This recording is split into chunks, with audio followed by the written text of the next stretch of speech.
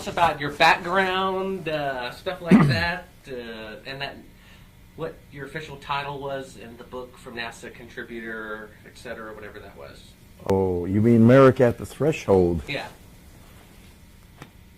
Where did he go? He was here. I'd like to...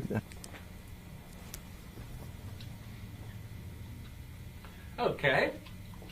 Roland, just tell me about your background, whatever they called you in the book, and how you're affiliated or got affiliated with NASA, etc.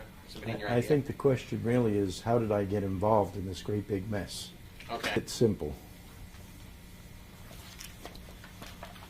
This book is glossy, full size, a lot of pages.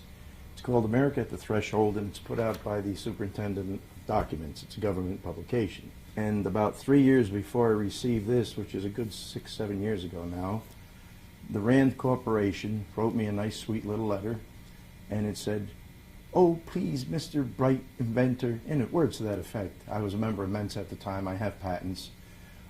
If you have any free ideas for space, please send them to NASA. I sent them a few. I don't know how many. I kept no records.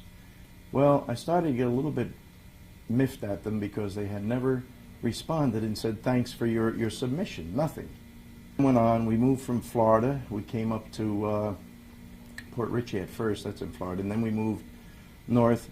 And I believe I was up here when it was forwarded from the Port Richey address, maybe 3 months.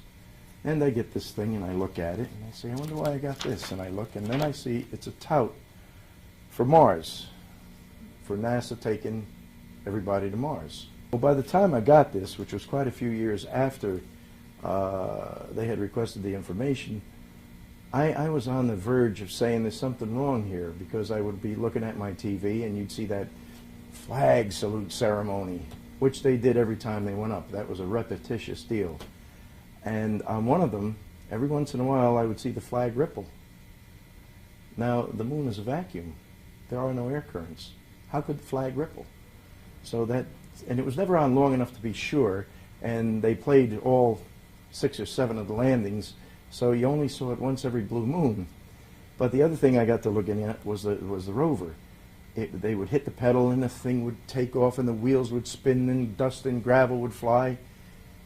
And the problem was that the dust and gravel hit the moon's surface just as quick as it would have here on Earth. My generation was the hot rod generation. Every red light was a go flag. You know, we were in a race. So I saw a lot of dirt and gravel spitting around. And that started to wear on me. And then, of course, I saw, I believe it was in the Inquirer, an article about Bill Casing. And that started to make me wonder even more. So when I received this thing, as I read through it, I found my name on page A51, right in the center of the page. And it was put there because at least one of my ideas had passed 3 or 4 sequential screening committees. Which idea? I don't know. They didn't tell me. But the context of this entire book is that the people who contributed were boosters of NASA going to Mars. And by this time I was very shaky that we had even gone to the moon. And I got mad. I mean, I got mad. Who the hell do they think they are? So I took a magnifying glass and I began to look at the pictures in this book. And there's quite a few of them. There's artwork and sketches, but there's also actual pictures.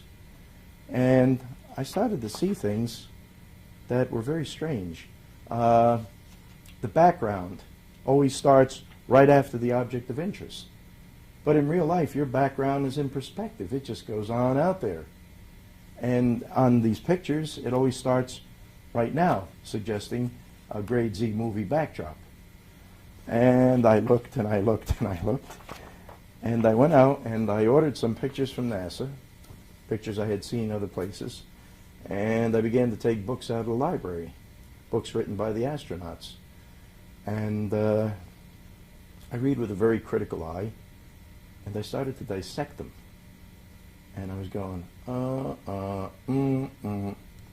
One of the things that leaped out pretty quick, I can't remember the book it's in now. I have it all footnoted in my book, which of course is NASA Mooned America. And what happened is as they landed on the moon in this metallic contraption, which was sitting there, and they claim it was early lunar morning, so the sun was low on the horizon. But when you have a thing on an open plane and the sun hits it, in the morning it hits it at right angles because it's low. And immediately that thing begins to heat from the solar radiation. And they claimed that they couldn't even sleep in this metallic contraption in a place where the sun will drive the soil temperature up to 250 degrees. Okay? Now, because they were cold. See, they were too cold to sleep. And I'm looking at this and saying, how could that be? So one day I did my famous weenie experiment. I took a frozen hot dog right out of the freezer, went to the oven, put the hot dog in, turned the dial to 250. 20 minutes later, I opened it up to see how it was doing. It was cooked, so I ate it. You know, but the astronauts complained that they were too cold to even sleep in a metallic oven and the full bore sunlight of the moon. So one thing led to another. I also found books written by ex-government scientists, one of whom very definitely states that there's a radiation problem out in space, that whenever that sun throws a little fit, a little solar storm, that the amount of radiation is vast and immense, and that you would need 6 feet of shielding all around you, because X-rays do what they call diffract, to keep you alive from even a medium solar storm, or even a little one for that matter, solar flare, solar storm. So I took a very jaundiced look at the thing, and I began to write. It was not a book. It was more, what's the word I'm looking for, Bart? Report. That's a good word. Yeah, and I began to write more of a report because I wanted to forward it to Ross Perot, as he was ostensibly running for president at the time. I never did get through to him. But in the meantime, that report expanded and expanded, and one day it was book-sized, and I decided to publish. And I began sending feelers out, which I had been through before with my other books, and it seems nobody's interested. So I finally self-published it, and here we sit today. Tell me a bit about your background. Like, do you have a degree in anything? Where did you go to school? Where did you grow up? How did you become interested and scientifically minded and all that stuff? Well, I went to my share of schools, and I found that if you're not a rote learner, which I most definitely am not, that it's very difficult it's not doing the work, that's easy. It's very difficult to put up with the stuff that the academics throw at you. They want rote learners. I do mine by logic. They do theirs by some expert said, and that's all they know. So basically I got out of college pretty quick, and I went to work, and I've worked at just about every job known to man. And in 1966 or 67, I picked up a book by Hugh Auchincloss Brown called Cataclysms of the Earth. And I read a few pages and threw the book at a wall. And I'm not a book abuser. But what the man had said was so astounding to me that I just, reacted. Ah! And a few days later, after thinking it over, and of course I was a bachelor at the time, so the book laid where it hit the ground, I came home, had nothing else to do, and I picked up the book again because I had thought, well, yeah, the Earth could be accumulating mass. He claims that we accumulate mass, that the solar energy hits the tree leaves, and when they die, there's a little bit more mass on the planet, that the meteorites come whizzing by and they sprinkle us with dust, that comets come by and we get water. And it's a well-known fact that when you build a sidewalk, you build it to the grade of the front yard. And yet if you go back 20 years later, and you can burn it with a torch, and I have, but the dirt is maybe an inch higher than the sidewalk. Well, where did that dirt come from? Someplace. And that's a plain, simple fact. Anybody can see and try that for themselves, so I forgave him. And I picked his book up, and then I can't remember what the second thing was, but once again I threw the book out, got away from it, and then I thought that over, and I decided, well, maybe he's right there. It's not that far-fetched. See, any new idea you hear is like, oh, that can't be true. And we're all like that. We reject before we really think or examine if it's not what we're used to hearing. And along about the third time, I either picked up or threw down the book, I'm not sure which, I said to myself, well, he makes his points, but I don't believe it. So I think as a little part-time hobby, I'm going to prove this man wrong. Because his major premise is that we are subject to recurrent cataclysms here on Earth. Tremendous ones, where the whole Earth tilts over. Well, the years went by, and it was always like, I wouldn't say a hobby, it wasn't an avocation, it was something to do when I had nothing else to do, or I happened to see something that related to it. I began to see more and more that this man was right, and that the only solution was his to the facts at hand. And that piqued my, that in conjunction with my inventing, got me into the engineering phases of a good many fields, and from there, of course, it's only a short hop and skip into the science behind it. Or would it be the engineering behind the science? Either way, I'm an omnivorous reader. I read anything in front of me, and through the years, I picked up quite a background in the hard sciences. So when I got onto this thing, I had already written a book on science called The Last Skeptic of Science. And so I had a good background there, and when I got on this thing and found that there were things too wrong, I guess you would say that I had been primed by a lifetime of other things to dissect this hoax, the hoax that NASA foisted upon us. All right, good. Hold there.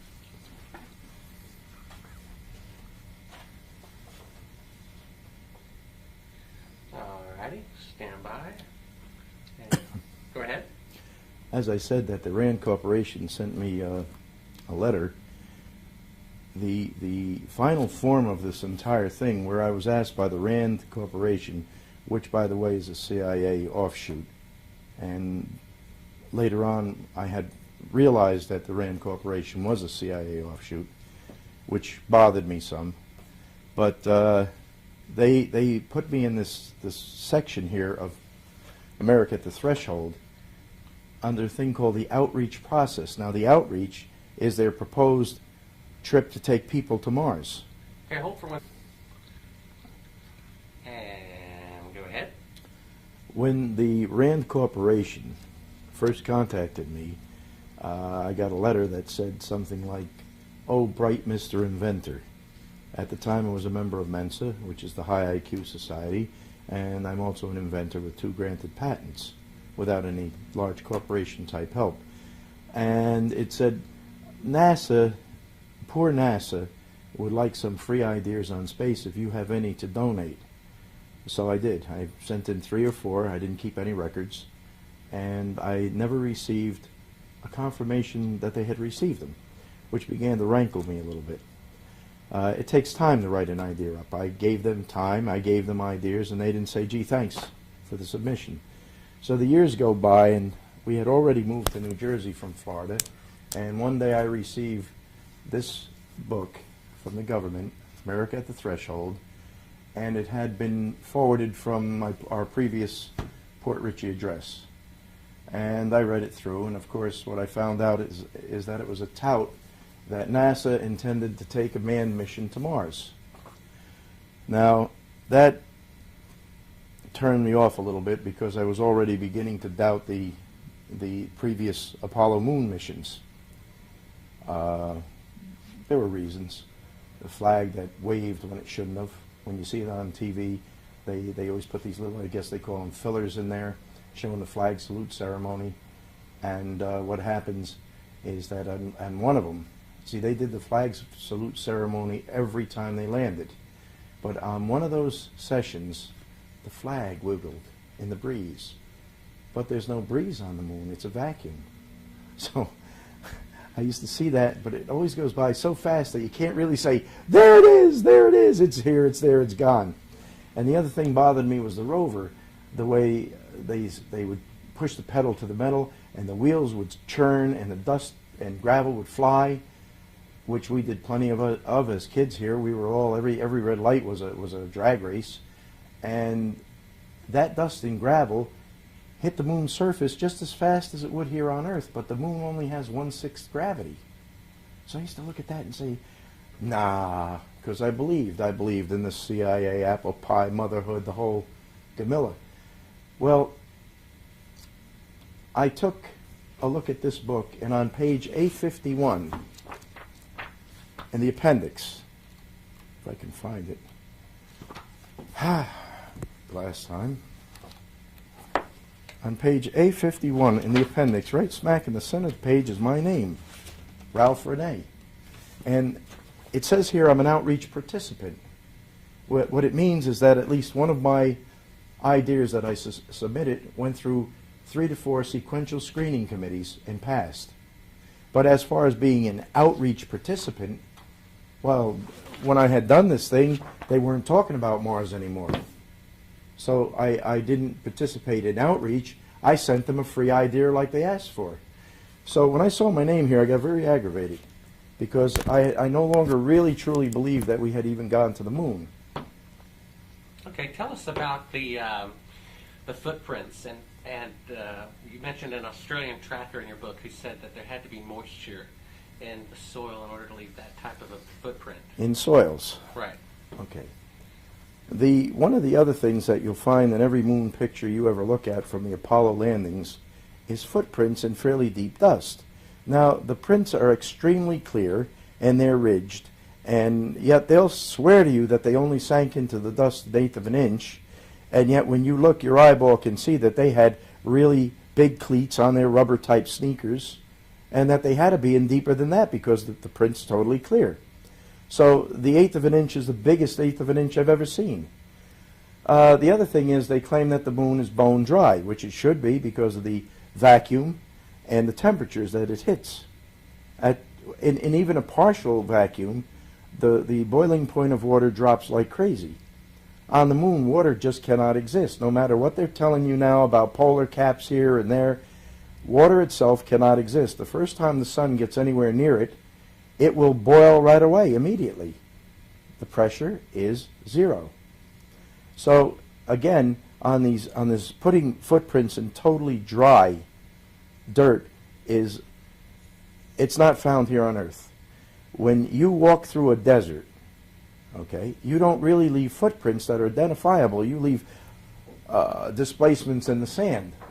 But a donkey could have done it, a man could have done it, anybody could have done it. You have to be near some wet dirt or wet sand before you leave real footprints. Right at the edge of the water in the ocean, if you have some fine sand there, you can leave your full footprint, arch and all. But if you get up the beach where it's dry, even 5-6 feet, what do you leave? You leave a pockmark in the sand. So there are artificial things that will take that are seemingly dry that will take a clear impression. But I don't know if I've never seen any soil that would happen in. And a fan of mine from Australia who's a tracker read the book and he said, you're absolutely right. When it's dry, you can't tell what you're tracking. It's very difficult. Of course, you can tell a camel, which they have in Australia, from a small marsupial or something.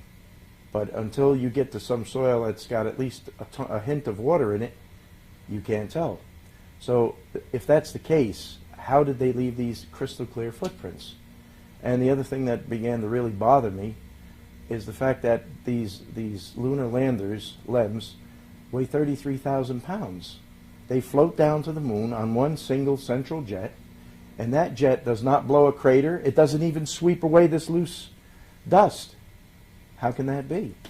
You can take a common leaf blower, you get a half a pound of pressure out of the thing, that's maximum, and you can dig a hole in sand, a real crater. Now that when this central jet was roaring, bringing down that mass weight onto the moon, there was much more than a half a pound of pressure, and the volume of it is tremendous. That bell is like 2-3 feet across, the nozzle of this engine. But it didn't blow away the loose sand and dust. How could this be? Because you will see pictures with the footprints almost under that jet. What did they do? Carefully sweep everything it blew away back in there? You know, you can't do that. They didn't carry a broom with them. Alrighty, good. Hold there for a second. Okay, tell us about the Van Allen radiation belt, the Soviets, their discovery of the radiation and all that. I can't remember the date right now, but I believe it was back in 63 or 64, right after the decision had been made by Kennedy and NASA to put men on the moon. The Royal Astronomer of Britain, his name was Lovell, and that's not James Lovell, the astronaut, went into Russia for a complete tour. They gave him a free and clear and complete tour of their space facilities. He was allowed to go anywhere he wanted. He was allowed to talk to anybody he wanted. There was no KGB controls put on this man. Why? I have no idea, but that's what happened. And he was told by the head of the Russian Space Agency to tell NASA that they did not know how to protect their cosmonauts from solar radiation once they were above the Van Allen shield, or belt, as whatever you want to call it. And he did. He came back and he told the head man there, and he was totally ignored.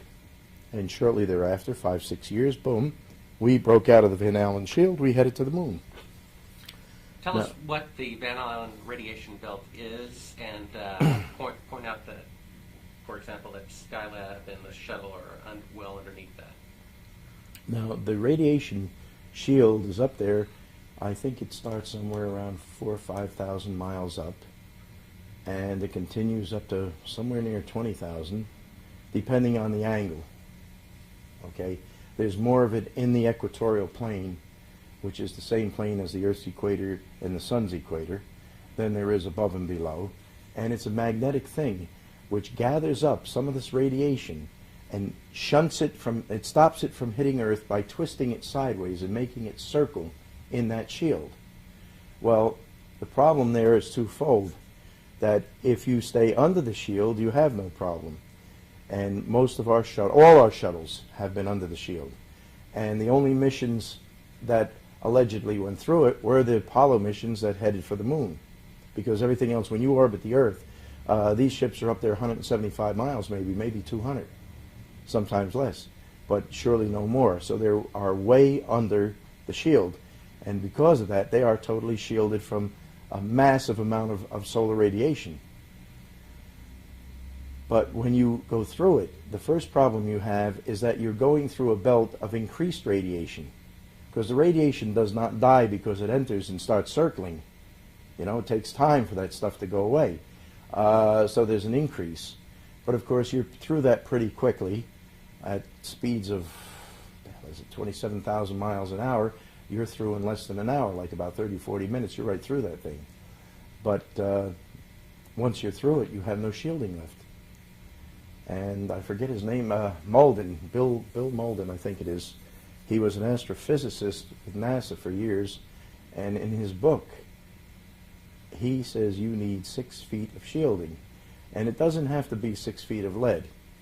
6 feet of shielding could be a water equivalent mass. So it would take 6 feet of water, which is a fairly good shield, or it might only take 2 inches of lead. But in either case, that shielding weighs the same. Otherwise it won't work.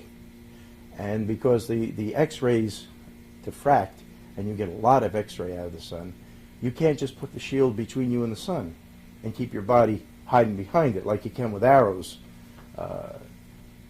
It hits the metal of the ship itself, and from the atom that struck, other X-rays come whipping out of. So the sun's in front of you, but you're getting hit from behind by X-rays that have been created by the secondary strike. And this is a big problem. The original NASA engineers, the Germans that we first imported after the war, the World War II, wrote a book. I have the footnotes in my book. I can't remember what it's called right now. But there was one whole section on space radiation. And they claimed that even a minor solar flare could put as much as 100,000 rem, and 500 is classed as enough to kill a human being, through a 1/4 inch of hull. Well, the command ship didn't have a 1/4 inch hull.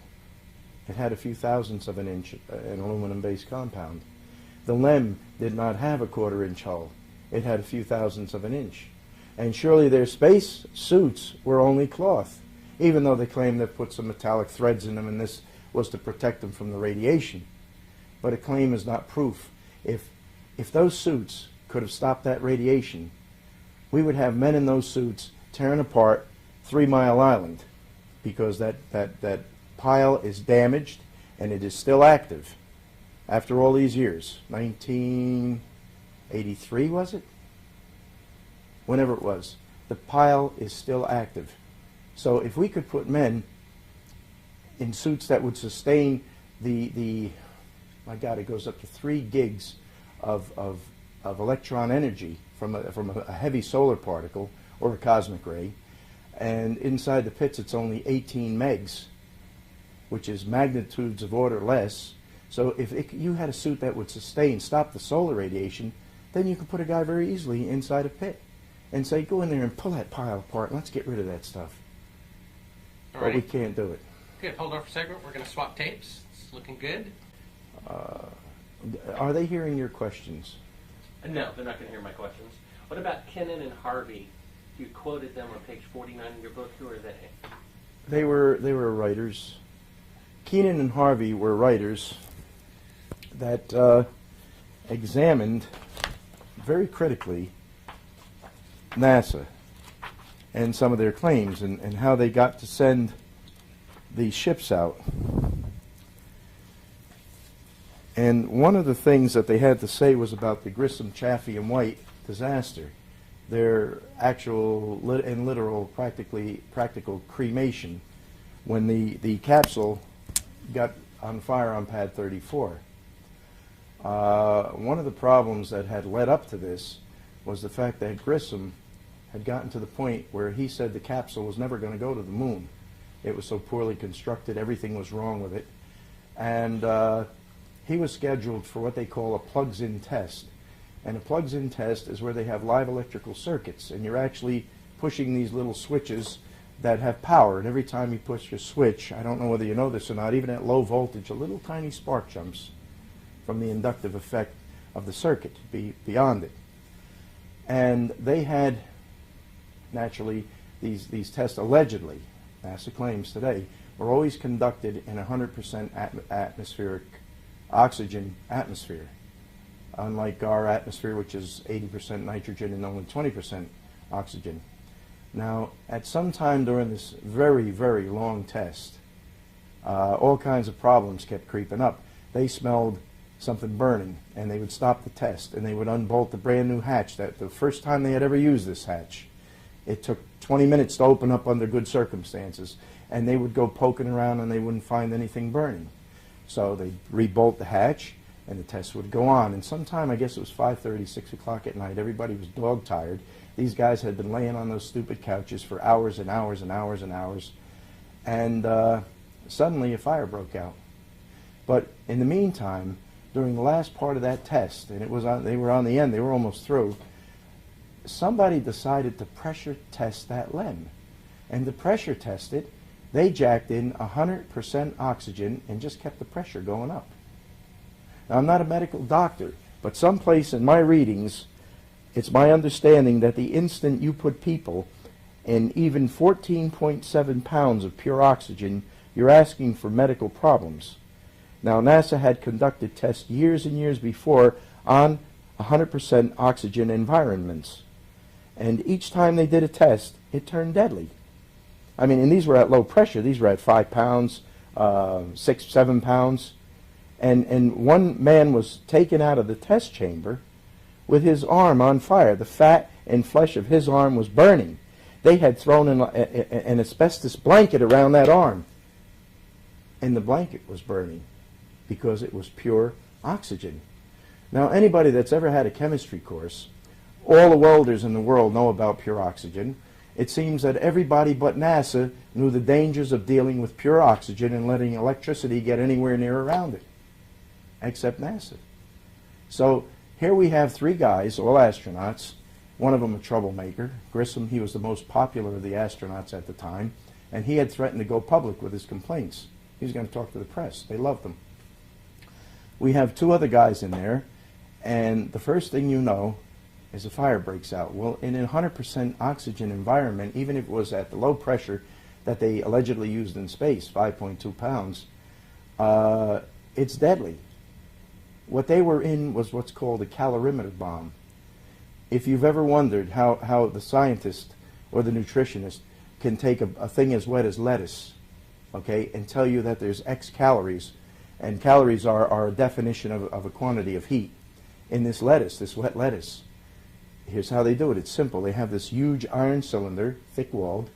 They put a pound of lettuce, let's say, or actually they probably would only put an ounce of lettuce in it. And they pack it up with oxygen, high-pressure oxygen, and they seal it, and they put it in a bath of water at known temperature and known quantity. Then they hit a spark plug, which is electricity. It jumps through the air, goes through a piece of the lettuce, the oxygen catches fire, the lettuce completely burns to an ash in an instant, like gunpowder, and the amount of heat given off is then received by the body of water around it, and a thermometer climbs a bit. From that, they can tell you about how many calories an ounce or a pound or whatever it is, the quantity of wet lettuce has. So when you put human beings in a high oxygen, or in this case 100% oxygen atmosphere, and you have them throwing live switches, and the switches are not explosion-proof switches, which probably wouldn't even be in an oxygen atmosphere anyway, but you're sitting there and you're saying, was this the spark that started? Nope. Was this the spark that started? They burnt. They were killed. They're dead. And in my book, I call it murder, because I know that these people went to high school, went to college, and knew what a calorimeter bomb was. They were science majors. How could they not? Question again? We're going to talk about the Bliss. Okay. portable life support system. Well, that's okay. I got my foot on it. Nah, I let it bend. Well, I'm just. Okay, go ahead. I believe that you want to know about the PLSS, which is the portable life support system for the so-called moonwalkers. And I use the word alleged whenever I can, and so-called, because I honestly stopped believing that men ever approached anywhere near the moon years ago. Well, this system was designed to keep a man alive in total vacuum, and it was designed to keep that solar heat and his body heat from roasting him alive in a highly insulating suit.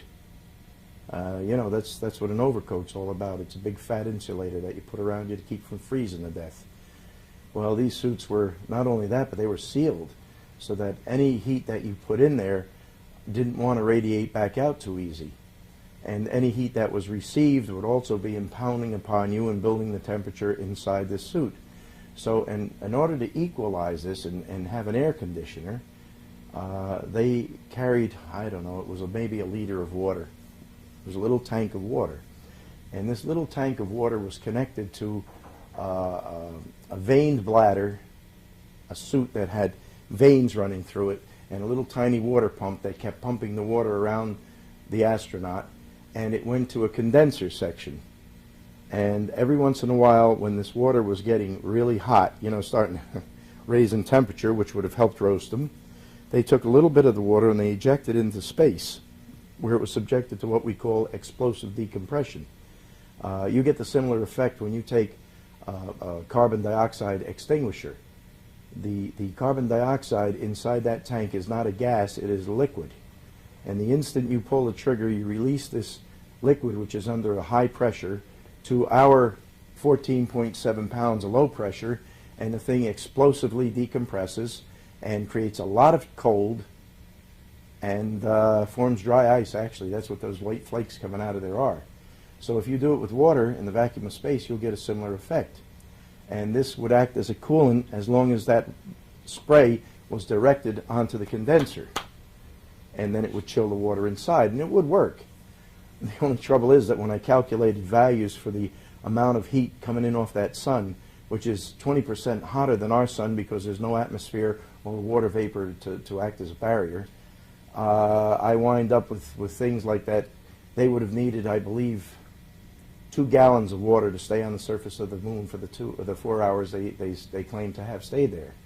So right away we're up against an improbable, the fact that they admit they need air conditioning.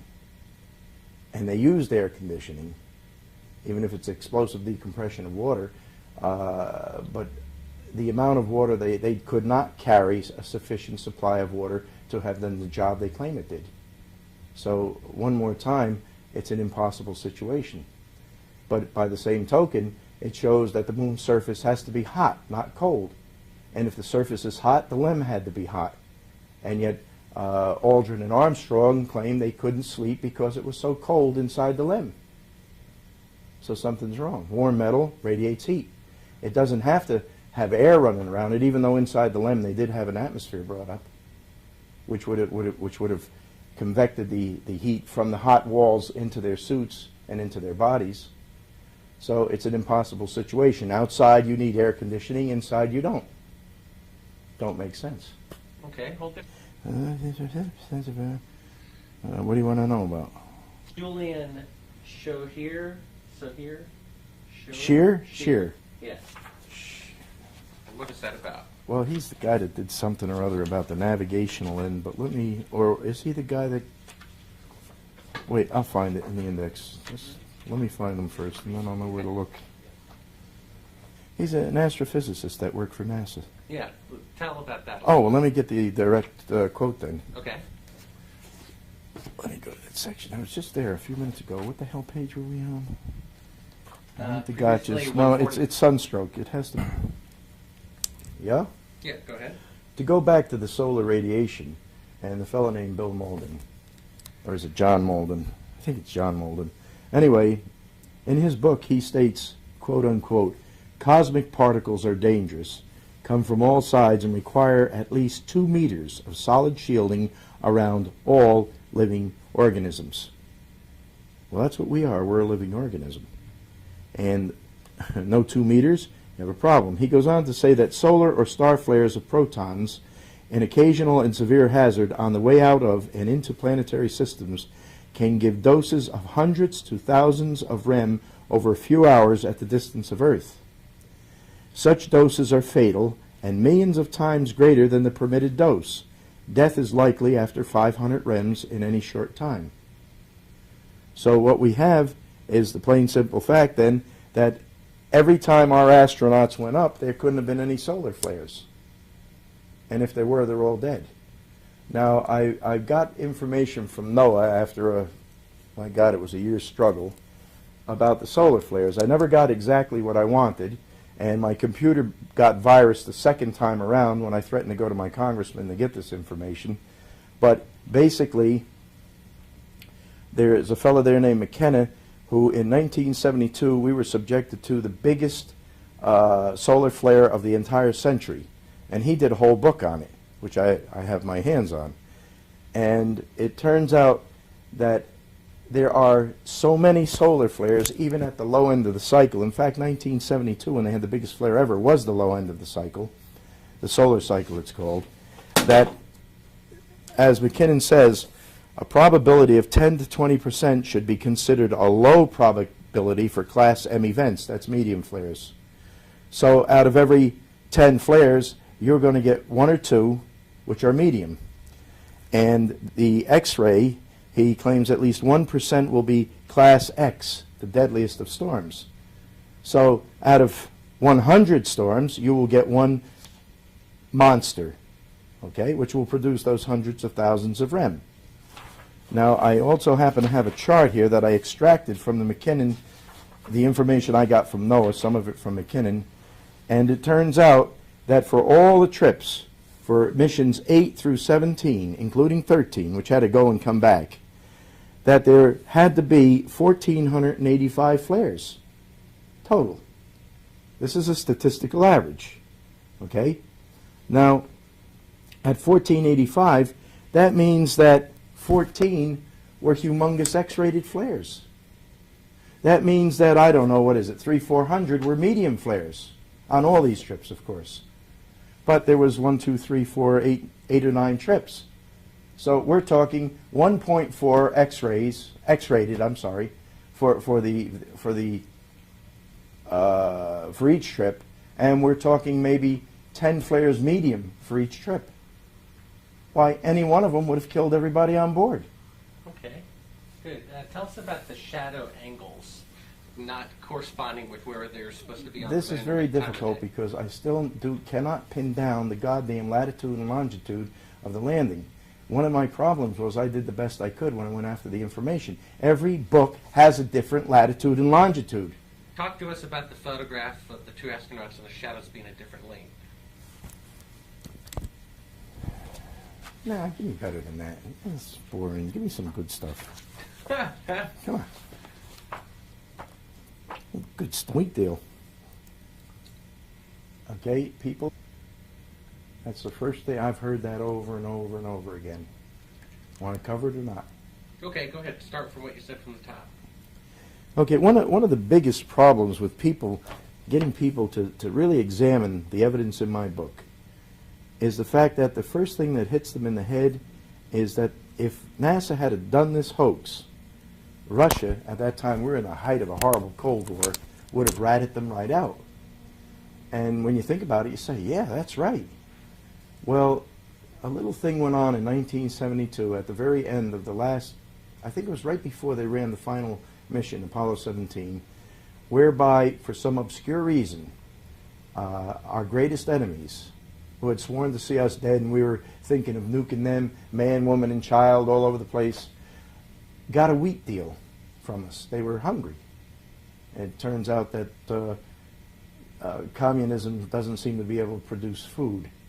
In a land where there's plenty of food, when you become communist, shortly thereafter there is no food.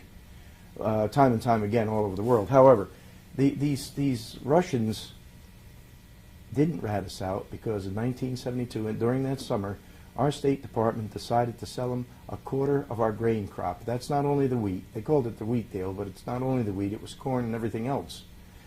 And they decided to sell them these dried goods at a rate lower than the market price before they made this decision, which meant that the instant you take a quarter of a crop away, an expected quarter of a crop away, the remaining 3/4, the price starts to shoot up like a rocket.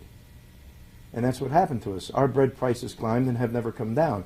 I don't know if we're still sending them wheat, but I would bet my bottom dollar we still are, and I bet we're still sending it to them at very cheap prices.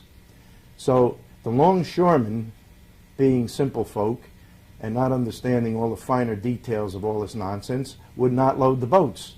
They had to send the National Guard in to start loading the boats. But the wheat deal went through. They worshipped the wheat. And if you look at a country that's coming apart from hunger, getting a wheat deal over ratting us out to the world, which one do you think your government would choose? Hang on that. Remember the shot with the antenna? Explain that to me from the top. What was the flight? Hang on, let me find the picture first. I keep forgetting the flight. I think it was a Gemini 7, but I won't bet on it. In fact, we have a couple of priors to the Apollo missions. The previous set of missions were called Gemini. And on Gemini 6A, while he was first in space, it was Glenn, wasn't it? American? Yeah. Just want my gum. All righty, go ahead and explain to us this antenna thing, what mission it was, and all that stuff. Okay, what happens is early on, Alan Shepard went on a ballistic orbit, which is not an orbit around the Earth, it's just ballistic. You go up, you come down like a cannon shell. He was the first American. Shortly thereafter, Gus Grissom, the guy that was later cremated, he was the second to do the same thing, a ballistic orbit. The third was John Glenn, who is currently, I still believe, the Ohio senator. But those missions were real missions. What happened, happened. These people did them. There's no way around that. But we get to the Gemini missions, and someplace down the pike, in Gemini 6A, Wally Schirra and Tom Stafford, who later went on to head NASA, became a general, the whole bit, are seen. I have a photo in my book where this Gemini capsule is sitting in the ocean. There's a frogman. He's talking on a radio, a handset, which is not a handset. It's a type that you plug into a jack. The jack is plugged into the Gemini. Okay, so he's using a Gemini radio to talk to a helicopter, which obviously is right above his head, otherwise he couldn't be there. Now, in the front of this capsule, hanging up there maybe 15, 16 feet, is a fiberglass antenna. bolted into the Gemini capsule, which had allegedly just re-entered from orbiting the Earth for a day or a week or whatever the time period was. Now, when you reorbit, you have this very fiery re-entry bit, which gave them a lot of problems, and they had to put tiles on the shuttle, and the Gemini missions had to come in fat-nosed and forward, and there was an ablative shield there, which means that the shield starts to get hot and pieces of it flake off and fly away and take the heat with it. But a fiberglass antenna would have been chewed up so fast. You can take a common household match and without any wind blowing and put it under some fiberglass, and it probably will start to burn. And once it starts to burn, it ain't easy to put out. So how could that fiberglass antenna have re-entered? Because NASA tells us that those temperatures are 5,000 degrees. When a silly little match will set it on fire. What did they say about the antenna? They never answered my letters, as usual. Did they say it was mounted after the... No, but I have what I call the NASA apologists saying, well, the frogmen found the thing and jumped down with the antenna and they bolted it on. Problem. Once you jump down, we had walkie-talkies from the Second World War. Once you find the thing, that helicopter over your head has a radio powerful enough to go right around the world. Okay? What the hell do you need to carry an extra antenna and another radio for? What did they do? Go inside the hatch and install the radio that the guy's obviously using from a jack through that antenna? It doesn't make sense. Nobody would do that. You got the thing, you want to put a rope around it as quick as you can before the ocean slops into the hatch and takes it to the bottom, like Grissom's went to the bottom. What the photographic things? Tell us about the Michael Collins Gemini 10. This is another instance of something very funny going on. In Michael Collins' book, Carrying the Fire, which I have here someplace, this is the paperback edition, right? In this very book, there are two photographs. Let's see, I have them right here. I pulled them out before to show you. You can just actually describe it, because we're going to show close-ups of it. So we don't actually have to hold them up now. So go ahead and start from... In Carrying the Fire, all right, Michael Collins wrote the book, allegedly, and there are two photos in here. They're black and whites. One photo covers 2 pages. They've since I ripped them out to do what I had to do with them. But one photo covered 2 pages, and the other one covered 1. The 2-page photo showed him in the zero-G airplane. Now, it's called a zero-G airplane because it throws an outside loop, and during the time of that outside loop, which can be, I think it's as high as 20-some seconds, everything in there has no gravity on it, so you can float around.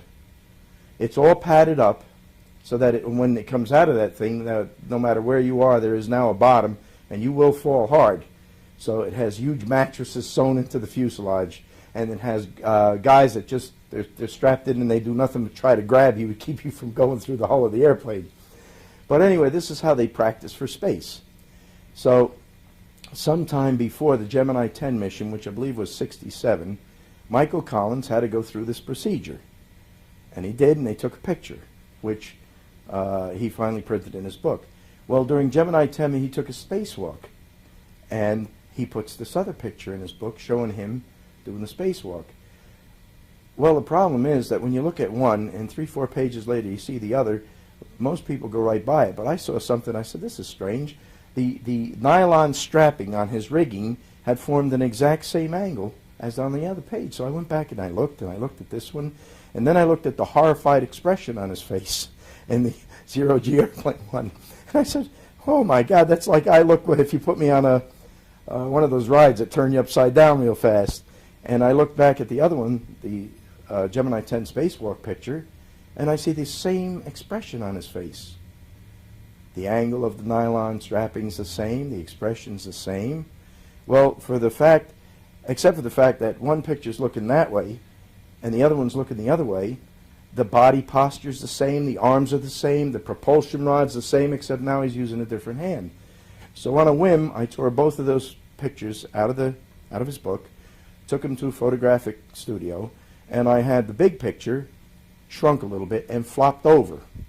And I had the little picture expanded a little bit, and that's all. Then when I took the negative of the big picture, which had been shrunk and flopped, and put it over the picture formed by the other negative, there was a direct point-to-point coincidence and match. And when I took the Gemini 10 negative, the new one I had made from these pictures, and put it on top of the zero-G airplane picture I had made, there was again a point-to-point coincidence, indicating within a probability of 1 in trillions that this is the same picture. Only on one they blacked out the fuselage, they blacked out the mattresses, and they blacked out the guys trying to stop them from falling bad. And then he said, look, we took this on Gemini 10. The problem is that if you actually do something, you don't fake the picture. And here we have fake pictures. And this is prior to any Apollo mission at all. Tell us about the Soviet space hoax. Do you know anything about that? Allegedly, one of the problems with spacewalking is found in the spacesuit itself. You must have a bare minimum. If you're laying down, from what I've learned from the NASA test, and this information was never obtained, any of it, from NASA directly. They have never communicated with me. I've written them letters, and the letters just disappear into a black hole. But from the other authors at the time who were covering this whole thing and had NASA's blessing, they had a lot of tests with oxygen, and it turns out that you can live in a 100% oxygen environment at about 3.5 or 6 pounds if you do nothing, if you just lay there like a mummy. But if you're active, and if you may be a little bit scared, then you have to have around 5.2 pounds of pressure, even at 100% oxygen. Well, that doesn't seem like much because we're at 14.7 right now, but it's an equalized in and out. But if you consider that a punching bag, you know, a fighter speed bag, is as hard as a brick, and that's only at 4 pounds. If you consider that they have a set of the EMS people have developed a set of blow-up pants, short pants, that if your lower end is wrecked horribly in an accident, they get there, they put these things over you, they clip them shut, and they take a little tiny hand pump and they go, they put about 2 pounds of pressure in them, they blow up against your body, and they stop your massive bleeding. Now, once they put them on you, they will not take them off. They are only taken off on a surgeon's table when you're surrounded by doctors and nurses and everything else. Then they cut them off fast and go after your bleeding stumps or whatever's left. That's only 2 pounds of pressure. Consider again when you put a sphagnometer cuff, what you call a blood pressure cuff, around your upper arm, and the guy takes that little tube and he goes, that's 2 pounds of pressure. You can't wait till it comes off. It's not painful precisely, but it's so annoying you're starting to say, oh, get this thing off me. So if you get in a suit that's at 5.2 pounds of pressure, you have to look like the Michelin Man. No matter how they build it or how clever they are, you are blown like that speed bag, like that's the blood pressure cuff. And yet, when you see them now, anytime there's wrinkles in their suit, they're up there and they're moving all around. I watched them repair the Hubble, allegedly. They were feeling around with gloves on, blown up gloves, because if you don't have pressure on your hands, well, the blood will all rush there, your hand will swell, you will be in big trouble pretty quick. So the gloves must have pressure. And they have a pressure cuff on the suit itself, which I assume is to seal that area where the glove meets the suit. So there must be pressure. But if you put pressure on a glove, a thin thing like a glove, it blows up. When it blows up, you can't make a fist hardly. You can. I made a space glove machine, which proves this. The glove, a little stinking chemical worker's light gauge glove, gets very hard. You cannot bend your wrist backwards. It's impossible.